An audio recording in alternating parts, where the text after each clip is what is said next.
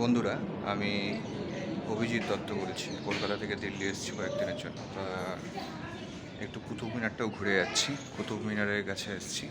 দেখুন, খুব পুরনো একটা অসাধারণ ভাস্কর্য স্থাপত্য ঘুরে ঘুরে আপনাদের দেখাচ্ছি।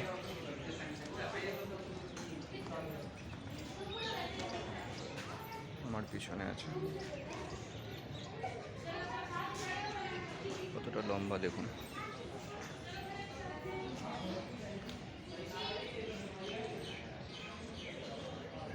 সবগুলোই পাথরের। এতদিনের পুরনো ভাস্কর্যে কোনো এফেক্ট পড়েনি, এত ঝড় ঝঞ্ঝা, এতটাই প্রাকৃতিক দুর্যোগ থেকেও নিজেকে ঐতিহাসিকভাবে ধরে রেখেছে। ভূমিকম্প, বৃষ্টি, ঝড় ঝঞ্ঝা।